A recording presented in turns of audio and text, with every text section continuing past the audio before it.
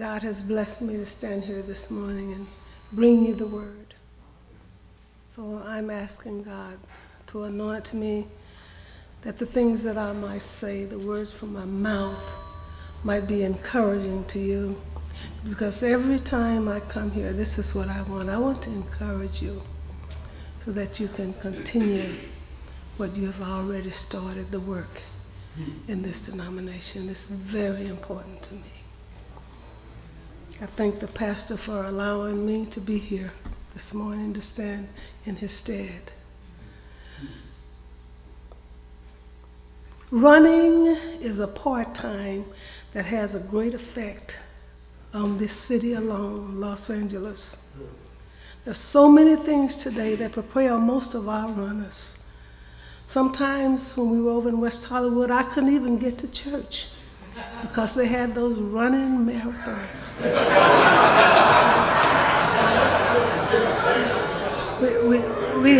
we run for the cure of breast cancer.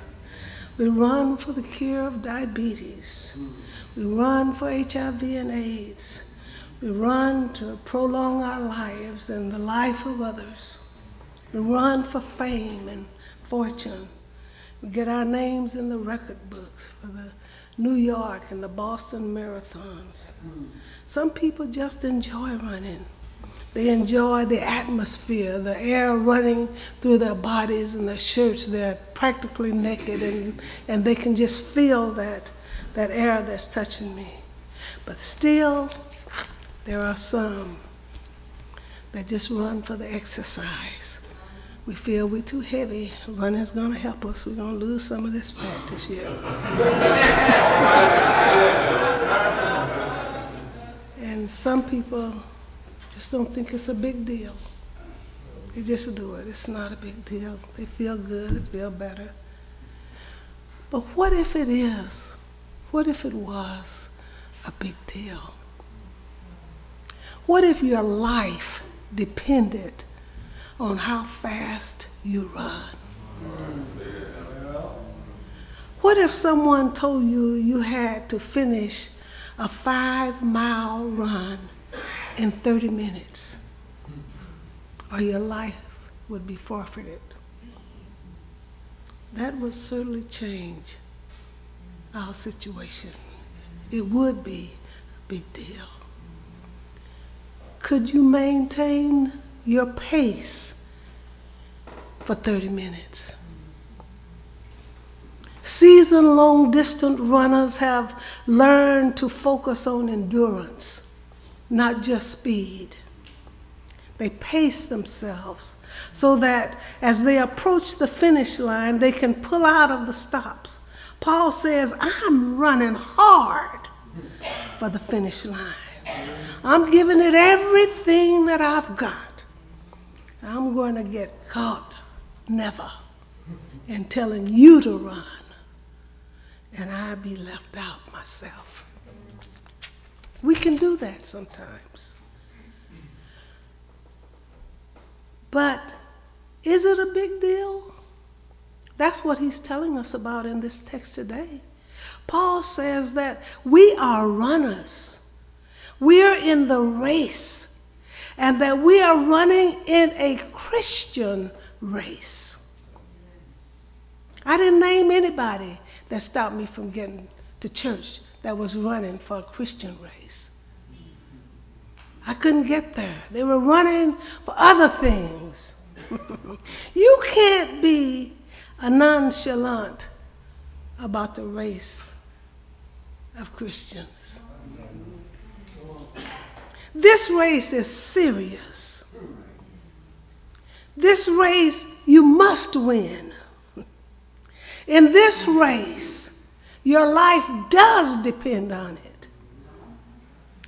This is a race for your eternal life. The prize is you will live forever. This morning, let's consider the theme for your life. The race is demanding. Victory is assured. So run with confidence. If there's only one prize, Paul is telling us, then you run in such a way that you're going to get it. Now, there's a lot of people running, and you got to outrun them. You got to run as if your life depended on it.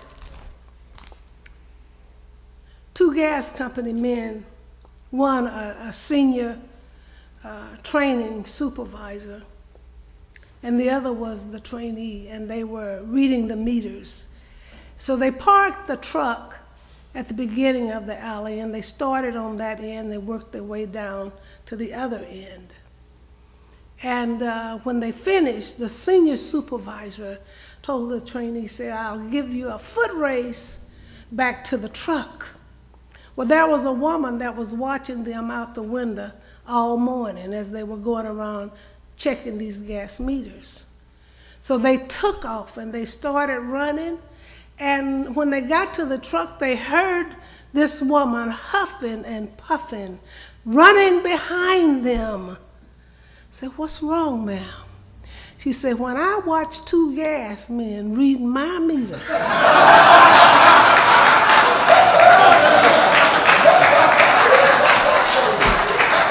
and all of a sudden they're going to take off and run, I think I ought to run too.